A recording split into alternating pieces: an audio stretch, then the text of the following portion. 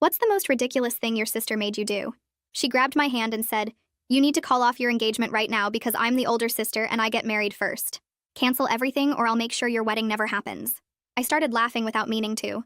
I'd been with Ryson for 6 years and she'd only been dating her boyfriend for 3 months. "I'm not canceling my wedding because you think there's an order," I said. "It's not what I think. It's how families work," she said, trying to pull the ring off my finger. "I'm 28 and you're 25, so you wait your turn." "That's insane," I said, yanking my hand back. "Either you postpone until after I'm married or I'll destroy your relationship," she said. "Mom agrees that it's humiliating for me to be the single older sister at your wedding." I left with my fiancé and we spent the whole day imitating her and cracking ourselves up. But we had no idea the nightmare that we'd just stepped into. 3 weeks later, we got notified that my sister was suing us for intentional infliction of emotional distress, claiming my engagement was designed to humiliate her and destroy her romantic prospects.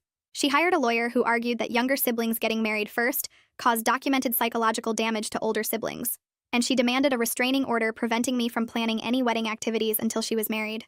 She brought her boyfriend to court and tried to force him to propose right there in front of the judge, but he said they'd only been dating 12 weeks and walked out. The judge dismissed everything immediately, but she filed complaints with every venue in town saying I was committing fraud by booking them under false pretenses since she was supposed to get married first. After months of harassment, she showed up at my bridal shower with a wedding dress on, announcing that she was getting married that same day to a man she'd met online the night before.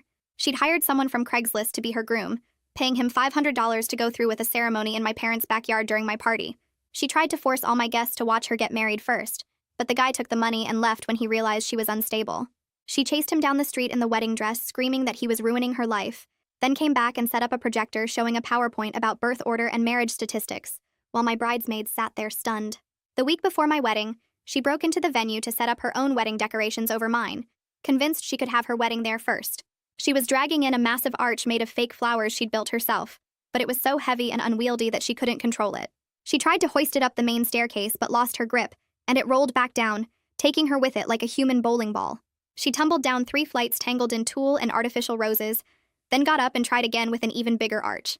This time she made it to the ballroom but tripped over her own decoration box and crashed through the wedding cake table, then bounced off and went flying into the chocolate fountain she was trying to replace with her own. She got up covered in chocolate and tried to hang her Sarah's wedding banner, but grabbed the wrong rope and pulled down the entire ceiling drapery on herself. She was so tangled in fabric that she couldn't see and walked straight into the DJ booth, electrocuting herself on the sound equipment and short-circuiting the entire building. The shock made her hair stand straight up and fried her nervous system so badly that half her face wouldn't move properly anymore. "You did this to my face because you couldn't wait your turn," she said from her hospital bed, her hair still sticking up in patches and her face twitching from the electrical damage. "I'll never get married now because you had to go first." "How is any of this my fault when I wasn't even there?" I said, but my mom squeezed my arm hard. "Your sister's face is paralyzed because you refused to respect birth order," she said while my sister tried to cry, but only one eye would close. "I got married at a different venue but couldn't smile in any of the photos because my entire family spent the ceremony in the hospital with my sister. They posted pictures of her singed hair and twitching face next to my wedding photos, saying I'd stolen her chance at love by refusing to wait. My husband's family whispered about what kind of person would drive their sister to break into a venue, and even my own bridesmaids said they felt guilty celebrating while my sister was suffering. The wedding video showed empty seats where my family should have been, and my mom's speech via phone from the hospital was about how some people couldn't wait their turn. I couldn't believe how quickly everything had spun out of control, but I had no idea how much worse things would still get. I spent that whole week staring at our apartment walls instead of the wedding album. The photographer had sent the digital files and I opened them once, saw row after row of empty chairs where my family should have been sitting, and closed my laptop so fast I nearly cracked the screen. Ryson found me sitting on the couch just holding my phone, scrolling through nothing, and he sat down next to me without saying anything for a while. When his coworker asked him how the wedding went, he told me later that night, and I watched him struggle to figure out what to say. He settled on saying it was beautiful but complicated, which made me feel worse because I knew he was protecting me from having to explain the whole mess again. My boss asked me the same question when I got back to work, and I gave her some version about family emergency, medical situation.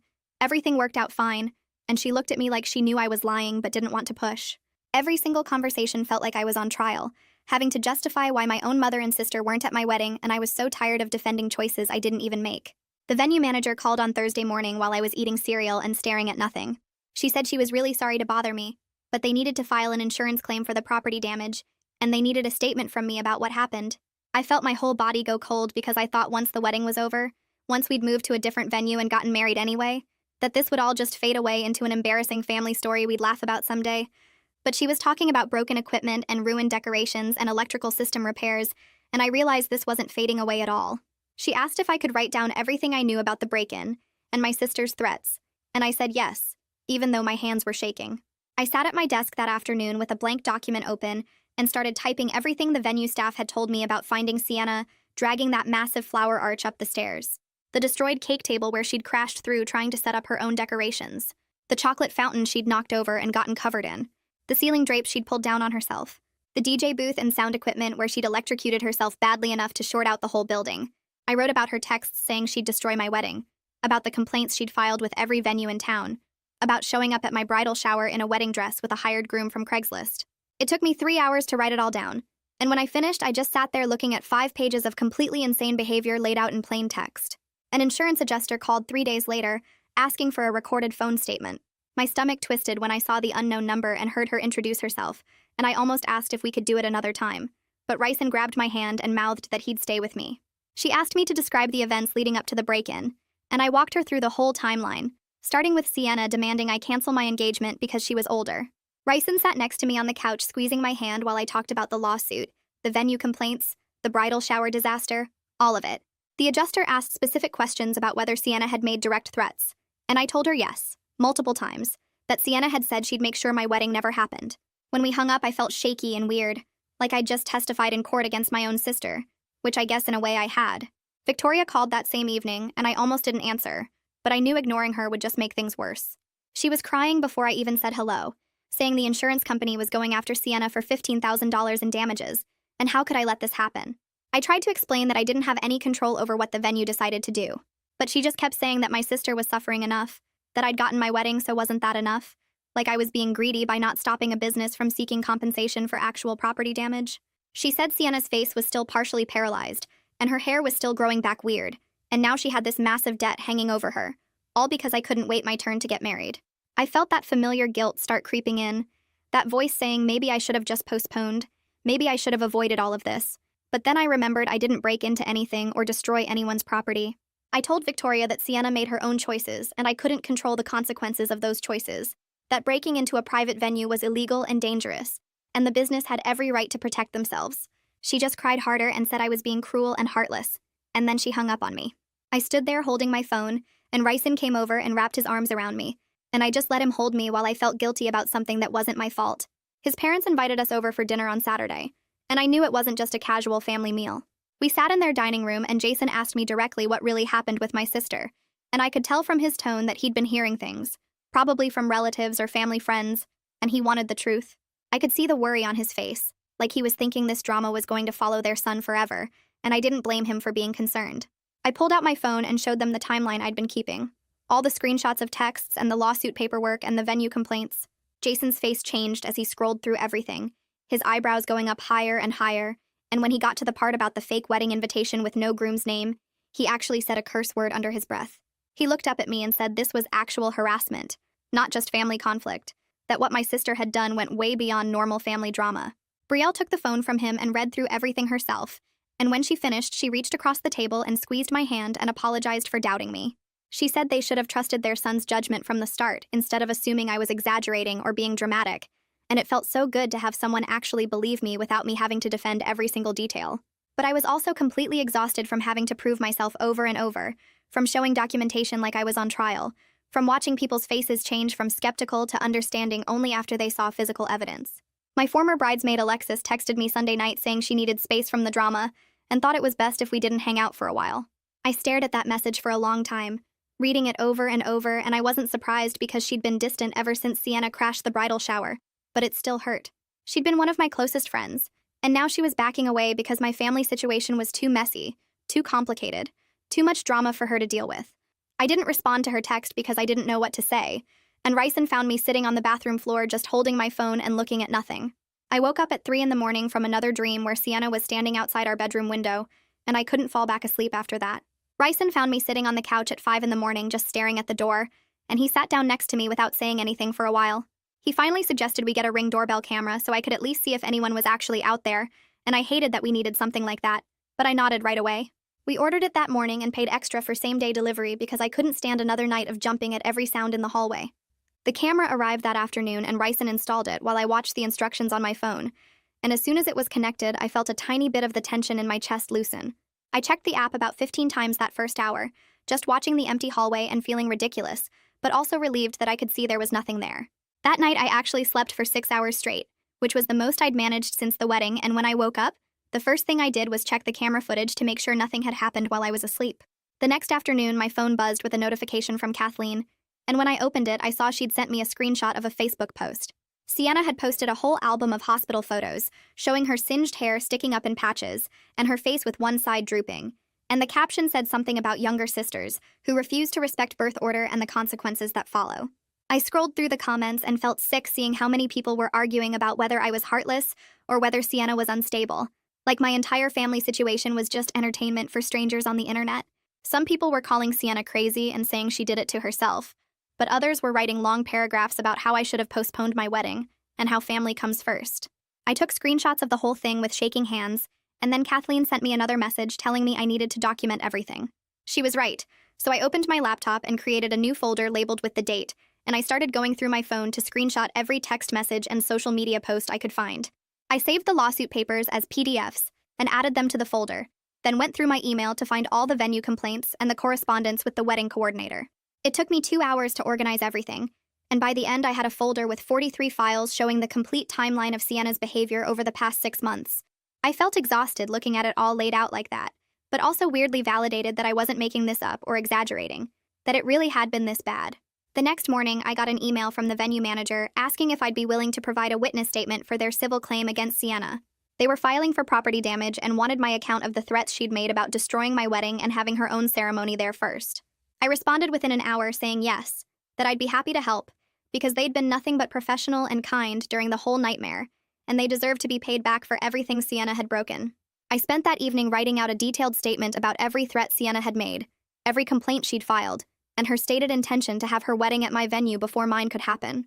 It felt strange putting it all into formal language like I was testifying in court, but I kept everything factual and included specific dates and quotes from her texts. 2 days later, my phone lit up with a group text from Victoria, and my stomach dropped before I even opened it. She'd sent a message to me, Ryson, and about 8 other relatives saying that family comes before everything, and demanding that I write a public apology for putting my wedding before Sienna's well-being. The text went on about how Sienna was suffering, and how I needed to take responsibility for what happened to her face, and she wanted me to post the apology on Facebook where everyone could see it. I didn't respond, but I felt my stomach churning as I read it over and over, and I forwarded the text to Ryson, who was still at work.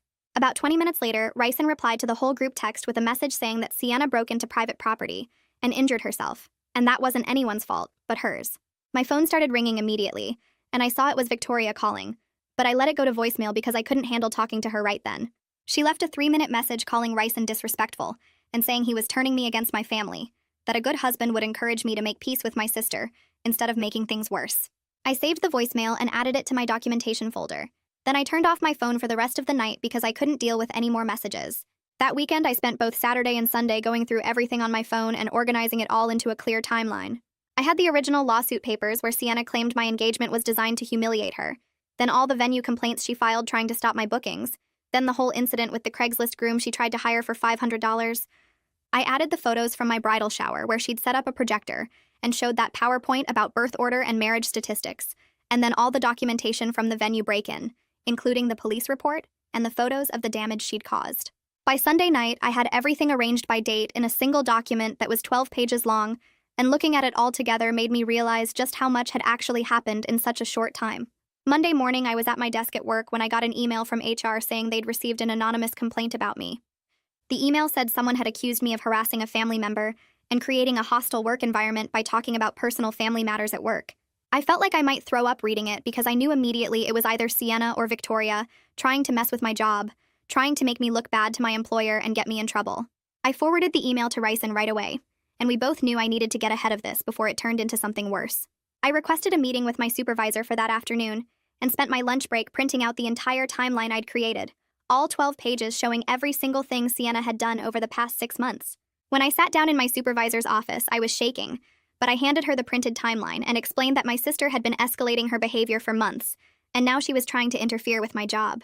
My supervisor read through the whole thing carefully, her eyebrows going up higher with each page, And when she finished, she looked up at me and said this clearly wasn't workplace harassment at all. She said it was obviously a personal family matter where I was the victim, not the person causing problems, and she promised to respond to HR with context about what was really happening. She asked me to let her know if anything else happened, and to keep documenting everything. And when I left her office, I felt like I could finally breathe again, knowing my job wasn't in danger. That night, Kathleen showed up at our apartment with 2 bottles of wine and a bag of Chinese takeout. She set everything on the kitchen counter and gave me a long hug before either of us said anything. We sat on the couch with our food, and I went through the whole timeline with her, showing her every screenshot and document I'd saved. She listened without interrupting, her face getting more serious as I explained each incident. When I finished, she asked if I'd thought about getting a restraining order, and I admitted I'd been considering it, but I was scared of how Victoria would react. Kathleen pointed out that Victoria was already blaming me for everything, so a restraining order couldn't make things much worse, but I wasn't sure I believed that. We finished the wine and she helped me clean up before she left, telling me to call her anytime I needed to talk. After she was gone, I sat at my laptop and started searching for information about restraining orders. I read through legal websites and court documents trying to understand what I'd need to prove. The requirements kept mentioning a pattern of harassment and reasonable fear for my safety, and I definitely had both of those things documented. The venue break-in alone proved that Sienna's behavior was getting worse instead of better. I made notes about the legal process and saved links to helpful articles. Then I closed my laptop feeling more informed but also more anxious about actually taking that step. Ryson and I stayed up late talking about whether a restraining order would help or just make everything worse. He thought it was necessary to set legal boundaries since nothing else had stopped Sienna's behavior. I kept worrying about what it would do to my relationship with Victoria, even though that relationship was already pretty destroyed. Ryson reminded me that Victoria had chosen to enable Sienna's actions and blame me for the consequences, so I couldn't keep sacrificing my safety to protect her feelings. We went back and forth for over an hour before finally going to bed without making a firm decision. The next morning, I looked up the courthouse address and found out they had a self-help clinic for people filing restraining orders. I decided I could at least go learn about the process without committing to anything. During my lunch break, I drove downtown and found the right office. A volunteer attorney sat with me and reviewed all my documentation, nodding as she read through the timeline. She said I had a strong case for a temporary restraining order and handed me a stack of forms to fill out. I took the forms home and put them on my desk, still not sure if I was ready to file them. When I got home from work the following day, I found a fancy cream-colored envelope on our doorstep. It was addressed to both me and Ryson in elaborate calligraphy. I opened it and pulled out a wedding invitation printed on thick cardstock with gold edges. The invitation announced Sienna's wedding to someone described only as a wonderful man, with a date exactly 3 weeks away. There was no groom's name listed anywhere on the card, no return address, and no RSVP information. I stood there staring at it, trying to figure out what game she was playing now. I brought the invitation inside and took photos of it from multiple angles with my phone. Then I opened my documentation folder on my laptop and added the photos with notes about when and where I'd found it. The whole thing felt like another manipulation tactic, another attempt to prove she was getting married first, even though there was clearly no actual wedding being planned. I put the physical invitation in a manila folder with all my other printed evidence and tried not to think about what ridiculous stunt might come next. That weekend, I sat down and drafted a formal letter to Sienna. I kept the language simple and clear, stating that I was requesting no further contact from her except through attorneys or a professional mediator. I explained that her continued harassment was affecting my mental health and my marriage, and that I needed her to respect my boundaries. Ryson read it over and made a few suggestions to keep the tone neutral and factual. We printed it out, signed it, and took it to the post office to send via certified mail so we'd have proof she received it. 2 days after we mailed the letter, I was scrolling through Facebook during my morning coffee when I saw that Sienna had tagged Ryson's employer in a public post. My stomach dropped as I read her words claiming that Ryson was complicit in emotional abuse and that his company should know they employed someone who supported family destruction. She'd written multiple paragraphs accusing him of turning me against my family and enabling my cruel behavior toward my injured sister. I felt a mix of rage and terror thinking about how this could affect his job and his reputation. I immediately texted Ryson a screenshot of the post, and he called me back within minutes. He said he was going straight to his boss in HR before they even saw the Facebook post. He'd already prepared a folder with all our documentation just in case something like this happened. An hour later, he texted that his boss had been understanding and said they sometimes got crazy social media complaints that didn't mean anything. His HR representative had looked through the evidence and agreed that this was clearly a personal family matter where Ryson was targeted. Even though his job seemed safe, Ryson sounded shaken when he called me that evening, upset by how far Sienna was willing to go to hurt us.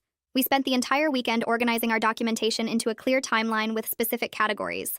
I created sections for legal actions, property damage, social media harassment, workplace interference, and unwanted contact. Under each category, I listed every incident with dates, descriptions, and supporting evidence like screenshots or police reports. By Sunday afternoon, we had a comprehensive document that was over 20 pages long.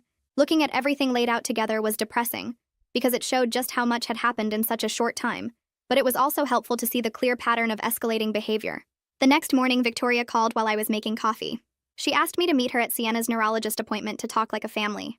I felt suspicious right away, but agreed to meet at the medical building because I figured a public place with doctors around might keep things calm. I drove there after work and found them in the waiting room. Sienna sat slumped in a chair with her face still drooping on one side. Victoria stood up as soon as she saw me and walked over with this tight smile that made my stomach hurt. We went into the exam room when they called Sienna's name, and the doctor checked her facial movement and asked questions about her recovery.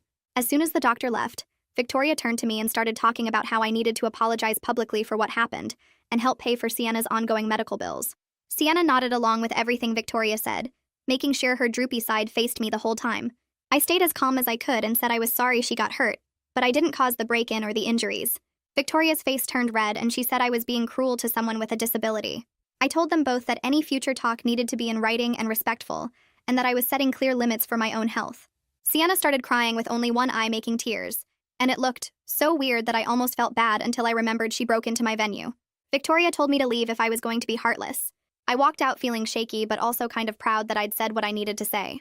Ryson picked me up in the parking lot and I cried in the car, not because I thought I was wrong, but because it hurt. So much to have my mother look at me with that much anger in her eyes. 3 days later, a letter showed up at our apartment addressed to both of us. I opened it and saw it was supposed to be some kind of legal demand. The whole thing was clearly copied from the internet with blanks filled in with our names.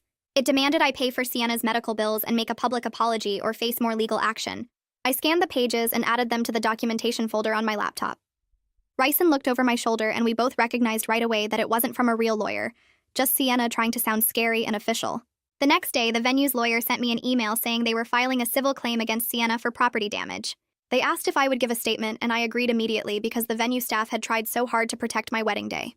I sat down that evening and wrote out everything I could remember about Sienna's threats to destroy my wedding, all the complaints she filed trying to stop my bookings, and how she'd told people she was going to have her own wedding at my venue first. I included dates and screenshots and sent the whole thing to the lawyer's office. 2 days later, Victoria called and started screaming before I could even say hello. She yelled that I was trying to bankrupt my own sister by helping with the lawsuit. I stayed calm and explained that Sienna caused real damage to a business, and they had every right to try to get money back for what she destroyed. Victoria kept yelling, so I hung up and turned my phone off for the rest of the night.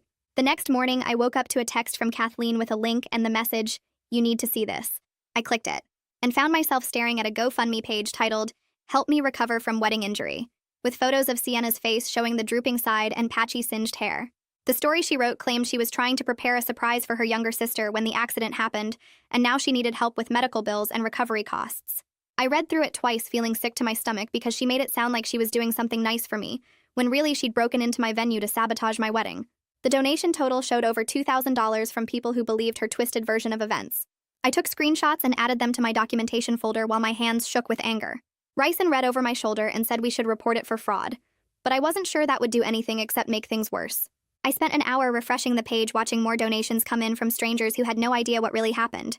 Some people left comments saying things like, "What a thoughtful sister," and "I hope you recover soon." And it made me want to scream that she wasn't thoughtful at all. She was trying to steal my wedding day. I finally closed the page and tried to focus on work, but I kept thinking about all those people giving her money based on lies. 3 days later, Kathleen sent me another link with just a skull emoji.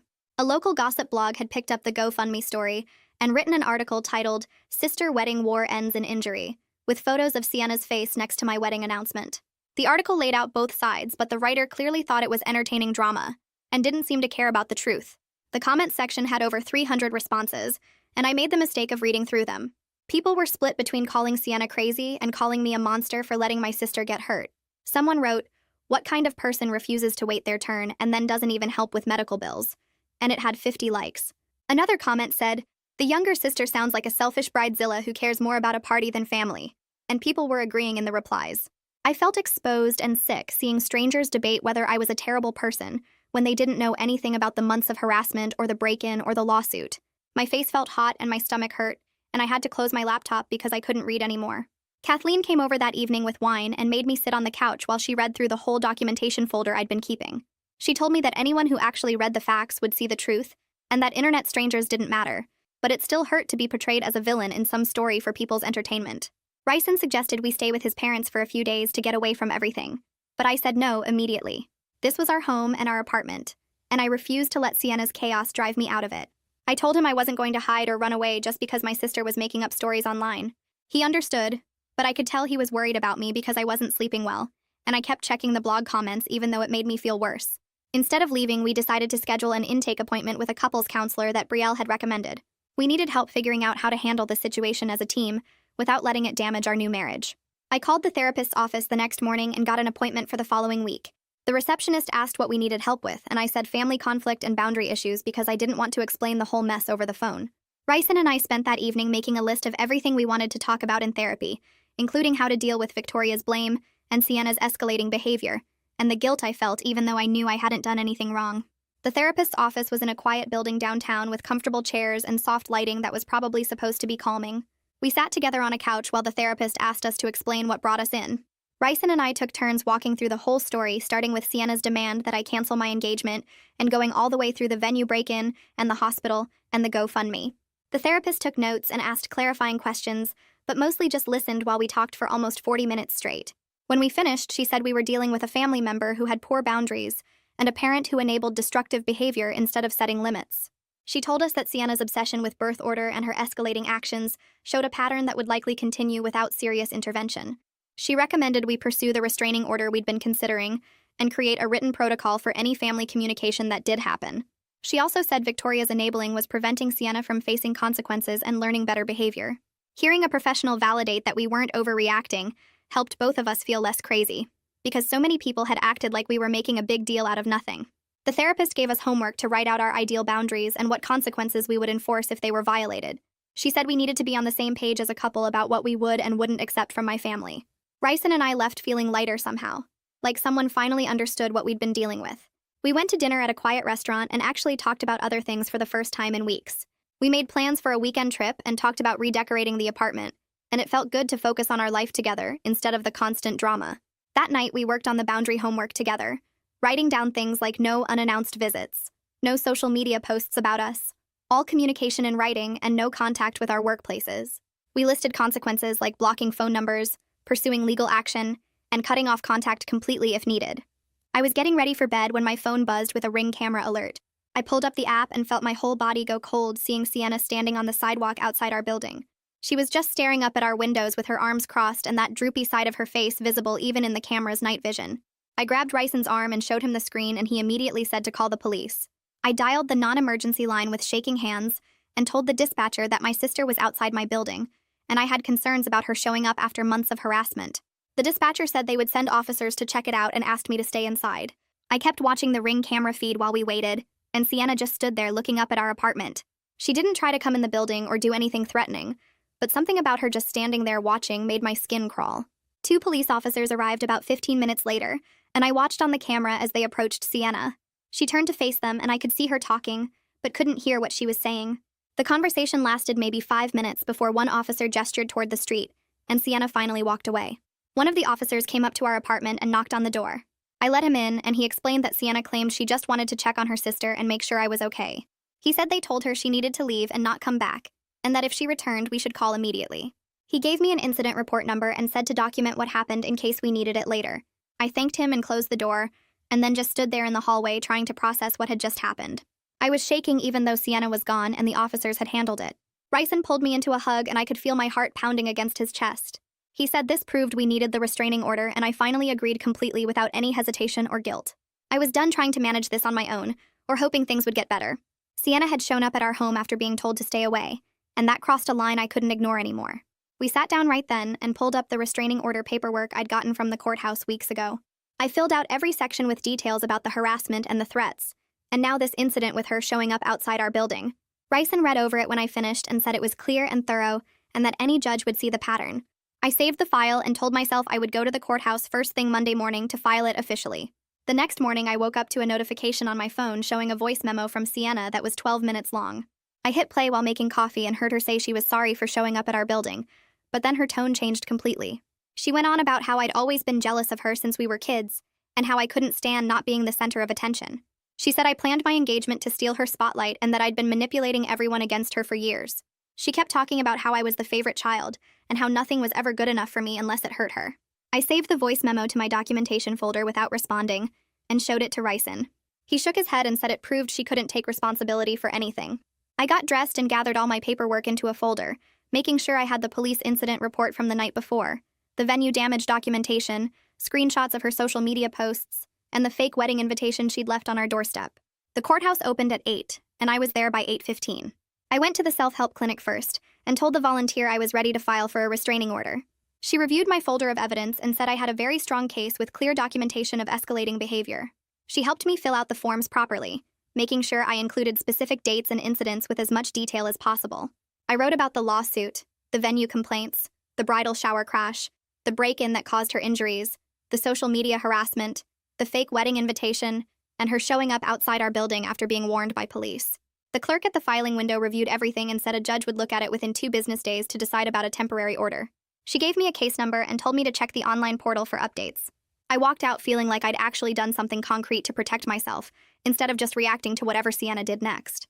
3 days went by without any word, and I kept checking the portal obsessively.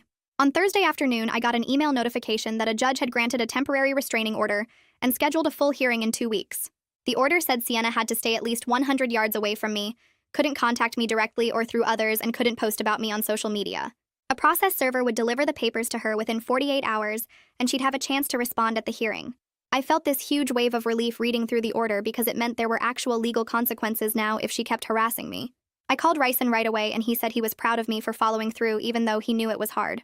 That night we ordered takeout and watched a movie, trying to have one normal evening without talking about Sienna or Victoria or any of it. My phone rang Friday morning and I saw it was Victoria calling. I almost didn't answer, but I knew she'd just keep trying, so I picked up. She was crying and yelling at the same time, saying I'd destroyed this family and how could I get a restraining order against my own sister. I stayed calm and told her Sienna showed up at my home after being warned by police, and I had a right to feel safe. Victoria said I was being dramatic and that Sienna just wanted to talk to me.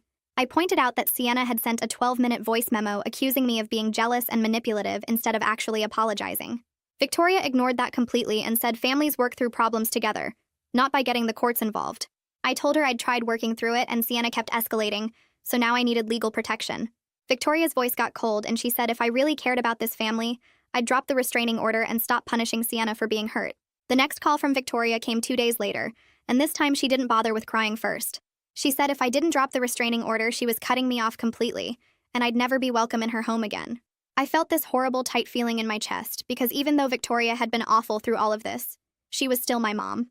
But I told her that was her choice to make and I wasn't backing down on protecting myself. She said I'd regret choosing Ryson's family over my own, and that someday I'd understand what it felt like to have a child turn against me. I said I wasn't turning against anyone. I was just setting boundaries, but she hung up before I finished talking. I sat on the couch staring at my phone and Ryson came over and hugged me. He didn't say anything, just held me while I cried about losing my mom even though I knew I was doing the right thing. That evening, Ryson and I decided to rearrange our apartment and take down some of the wedding photos that reminded us of all the drama. We moved the couch to a different wall and switched around some of the furniture to make the space feel different. I took down the big framed photo from our ceremony that showed all those empty seats where my family should have been and replaced it with a picture of just me and Ryson from our honeymoon. We put away the album that Victoria's hospital speech was in and kept out only the photos with Ryson's family and my friends who'd actually been there for us. It felt good to reclaim our space and make it about our marriage instead of about the conflict with Sienna. We ordered pizza and sat on the newly arranged couch, and it actually felt like our home again, instead of a place defined by family drama. Kathleen sent me a text Saturday asking how I was doing with everything. I wrote back honestly that I was sad about Victoria threatening to cut me off, but also relieved to have legal protection now. She replied saying she was sorry I was dealing with this and asked if I wanted company for the restraining order hearing. I told her I'd love to have her there for support, and I was grateful to have a friend who actually showed up instead of disappearing when things got messy. She sent back a heart emoji and said she'd mark her calendar for the hearing date. It meant a lot to know someone outside of Ryson's family believed me and didn't think I was overreacting or being cruel to Sienna. The civil damages hearing happened on a Tuesday morning, and I didn't have to be there since it was between the venue and Sienna. Ryson checked the court website that afternoon and saw that Sienna hadn't shown up to defend herself.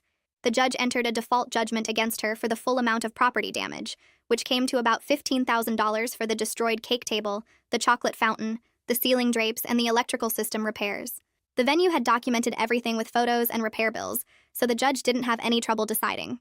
I felt bad for about 5 minutes thinking about Sienna owing that much money, but then I remembered she'd made the choice to break into private property and destroy things, and the venue had a right to be compensated. Victoria called me that same evening absolutely furious about the judgment. She said Sienna couldn't afford to pay $15,000, and how dare the venue sue her when she was already suffering from her injuries. I pointed out that Sienna made the choice to break in and destroy property, and I had nothing to do with the venue's decision to sue for damages. Victoria said I could have asked them not to pursue it, and that I was letting my sister get financially ruined. I told her Sienna was an adult who made her own decisions and had to face the consequences. Then I ended the call before she could keep yelling at me. Ryson said I handled it well and that Victoria was just trying to make me feel guilty for things that weren't my responsibility. I found out through a cousin's text message that Victoria was quietly helping Sienna set up a payment plan for the judgment. The cousin said Victoria was paying half, and Sienna was supposed to cover the rest over 2 years.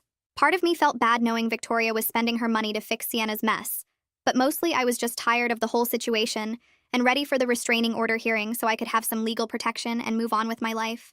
I found out about the psychiatrist thing from my cousin who still talks to me sometimes. She texted saying Sienna's neurologist wrote a referral for mental health treatment, and apparently the court made it part of avoiding criminal charges for the venue break-in. The prosecutor offered her a deal where if she completed treatment and paid the damages, she wouldn't get a trespassing conviction on her record. My cousin said Victoria was mad about it because she didn't think Sienna needed therapy, just understanding from her ungrateful sister. I saved the text message even though it was just gossip because it felt important to know what was happening. Ryson said maybe professional help would actually change things and Sienna would get better, but I didn't let myself hope too much because I'd been disappointed before. The restraining order hearing finally happened on a Thursday morning 2 weeks later. I got there early with Ryson and Kathleen, and we sat in the hallway outside the courtroom going through my folder one more time. Sienna showed up 10 minutes before the hearing with Victoria holding her arm like she needed support. Neither of them had a lawyer, which surprised me because Victoria usually made everything as dramatic as possible. The bailiff called us in, and we all sat on opposite sides of the courtroom. The judge was a woman in her 50s who looked tired and asked me to present my evidence first. I handed over the timeline, the screenshots, the police reports, the venue documentation, and the certified mail receipt from my no-contact letter. She read through everything while the courtroom stayed completely quiet, except for the sound of pages turning. Then she asked Sienna if she had anything to say, and Sienna stood up with her face still drooping on one side. She started talking about birth order and family traditions and how I'd humiliated her, but the judge cut her off and asked if she had any evidence that I'd threatened or harassed her. Sienna couldn't answer that, so she just said I'd caused her emotional distress by getting engaged. The judge looked at Victoria and asked if she wanted to add anything, and Victoria said I was tearing the family apart by refusing to respect my older sister. The judge flipped through my evidence again and said she was granting a 1-year restraining order with a 100-yard distance requirement. Sienna had to stay away from me, Ryson, our home, and our workplaces. If she violated it even once, she'd face criminal charges. Victoria started crying and saying this was cruel, but the judge said the hearing was over. Walking out of the courthouse into the bright afternoon sun, I felt something loosen in my chest that had been tight for months. Kathleen hugged me and Ryson squeezed my hand. The restraining order wasn't going to magically fix my family or make Victoria stop blaming me or undo all the damage from the past year.